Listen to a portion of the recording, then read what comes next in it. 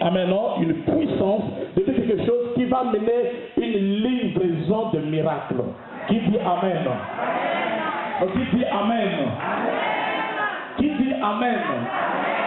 Qui croit que Dieu peut juste parler, dire un mot, et ce qu'il dit amène à l'existence ce qui n'existe pas. Celui qui dit amen très très fort, même ton compte bancaire, il est une... Ou le même Dieu, écoutez, lorsqu'il opère dans le jour précédent, c'est-à-dire dans des moindres choses, dans des petites choses, alléluia, arrivé dans le jour suivant, le même Dieu va opérer cette fois-ci avec une grande vision et avec beaucoup d'impact.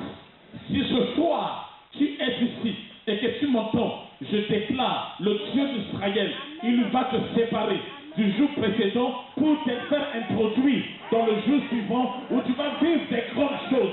Ça sera le même Dieu, ça sera la même personne, alléluia, ça sera la même église, ça sera le même pasteur, ça sera la même nation que tu as vécu les choses qui sont liées au jour précédent. Le même Dieu, alléluia, il va agir cette fois-ci d'une autre manière.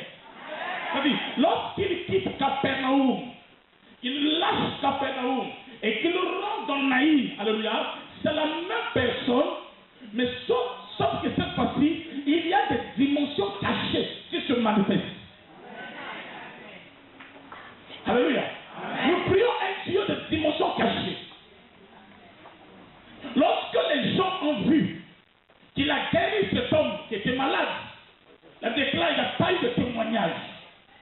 Dieu n'a pas reçu la gloire. Mais lorsque, amen, celui qui était mort est revenu à la vie, la Bible déclare, les gens ont témoigné que cet homme, alléluia, c'est un prophète venu de Dieu, alléluia, et Dieu nous a visités. En ce temps-là, les dimensions cachées ont commencé à se manifester. Alléluia. Amen. En toi, il y a quelque chose.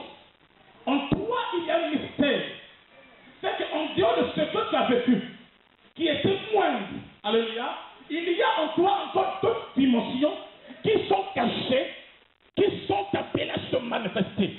Alors pour que ces dimensions cachées puissent se manifester, il faut que tu quittes Capernaum, il faut que tu puisses aller à Naïm, et il faut que tu affrontes la mort. C'est lorsqu'il a commencé à affronter la mort, une autre situation qui était plus grande, amen, non, que ce qu'il a connu autrefois. C'est alors en ce temps-là que les dimensions cachées qui étaient en lui ont commencé à se manifester. Les gens l'ont connu juste comme celui qui peut guérir. En dehors de guérir, il était aussi celui qui était la vie et la résurrection. Mais sauf que cela était caché. C'est le même mystère qui s'est passé dans le bâton de Moïse. C'était un bâton qui avait d'autres dimensions cachées, mais dont Moïse ignorait. À tel point, lorsque pour lui c'était juste le bâton de berger. Amen, non? Mais le jour qu'il a rencontré le Dieu dans le buisson ardent, amen, et la Bible déclare, Dieu lui a parlé. Il a dit qu'il va l'utiliser. Il a dit qu'il fera de lui un Dieu. C'est-à-dire, Moïse deviendra lui. Amen, non? Et le frère de Moïse deviendra Moïse. C'est-à-dire, il devient le prophète. Alors, en ces temps-là, ce qui était entre ses mains, le bâton, dont il avait connu, amen, dont il savait que son usage, ce n'est que conduire, presser les brebis, amen, non? Ce bâton a manifesté d'autres dimensions cachées dont lui il ignorait. En toi, il y a quelque chose. Il y a des dimensions cachées qui sont appelées à se manifester. Celui qui dit amen très très fort. Oh, alléluia. Que les choses qui sont cachées en toi, que ça puisse se manifester. Qui dit amen? Qui a quelque chose en toi? Alors que personne ne te méprise. Et que toi aussi ne te méprise pas. Parce qu'en toi il y a quelque chose. Et le temps arrivera. Et cela va se manifester. À quel moment? Quand tu seras relâché. C'est quand Moïse a jeté le bâton que ce qui était le bâton va se manifester. Tant que tu es entre les mains de quelqu'un, tu es dans un endroit où tu es protégé, tu es rassuré et consort. Il y a certaines choses que tu ne verras jamais. Mais le jour que le monde va te lâcher, le jour où ceux auxquels tu te confiais vont te lâcher, le jour où tu sentiras, alléluia, que tu n'as plus personne et que tu es abandonné à toi-même, c'est ce jour-là qu'en toi, il y aura quelque chose que tu ignorais qui va commencer à se manifester. En toi, il y a quelque chose. Mais pour que cela se manifeste, il faut juste, alléluia, que tu sois relâché, que tu sois abandonné. Alléluia. C'est pour cela, Joseph avait les visions. Mais pour qu'il rentre dans une certaine dimension, il a fallu que ses frères puissent le vendre. Dans ta vie, il y a des gens qui doivent te vendre. Parce que tu ne sers à rien. Parce qu'ils ont marre de toi. Ils ne veulent plus de toi. Ils ne veulent pas te voir. Ils ne veulent pas voir ce nom-là. Ça me dérange. Amen. Non, ça ne plaît pas. Alléluia. Mais ce qui est merveilleux, au moment que les gens auront la pensée de te vendre, Dieu dans son économie va envoyer des gens qui vont t'acheter. Je déclare, si tu as été vendu, si tu as été rejeté, Dieu enverra des gens qui vont t'acheter. Et celui qui va t'acheter, c'est celui qui connaît ta valeur. C'est celui qui connaît ton potentialité. C'est celui qui a en toi la grâce de Dieu. Celui qui dit Amen très très fort, que la grâce de Dieu puisse le récupérer et que tu sois un homme racheté. Alléluia. Et que les dimensions cachées de Dieu puissent agir dans ta vie. Tu as en toi les dimensions cachées. Mais que pour que cela puisse se manifester, il faut juste qu'il y ait des épreuves, des difficultés. Quand tu verras la mer rouge, ne crains pas. Comprends que c'est en ces temps-là que les dimensions cachées veulent se manifester. Quand tu vois le Jourdain, ne crains pas que le même manteau, alléluia, qui te servait de te protéger, deviendra un instrument de miracle. Alléluia.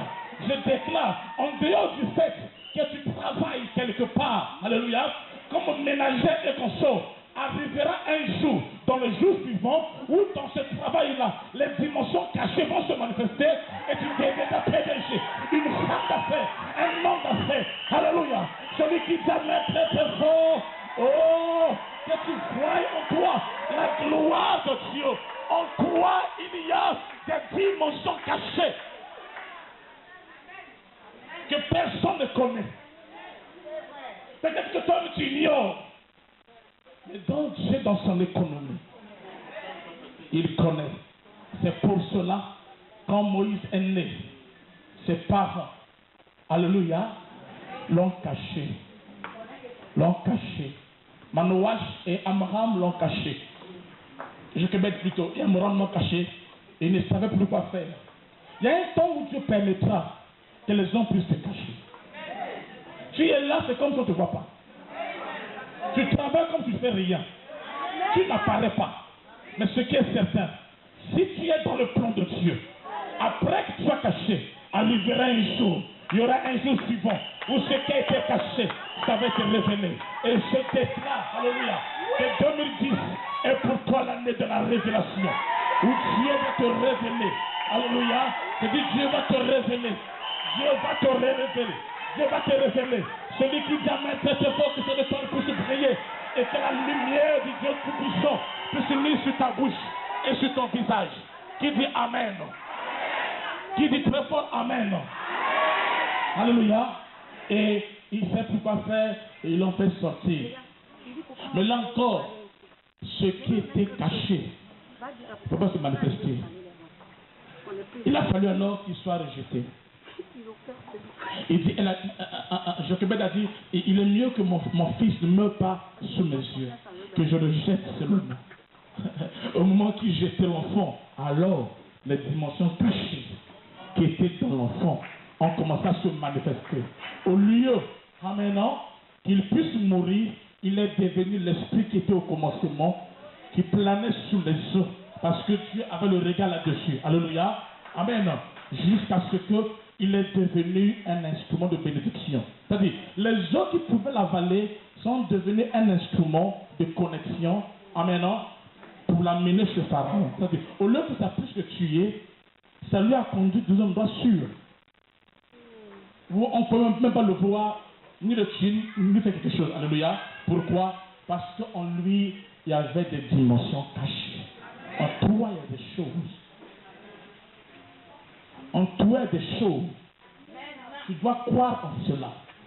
Si tu ne crois pas, moi je crois à ta place. Si tu n'as pas la foi, je te prête ma foi. Et en toi, il y a quelque chose qui pourra se manifester. Et pour que cela puisse agir, il faut qu'on te rejette.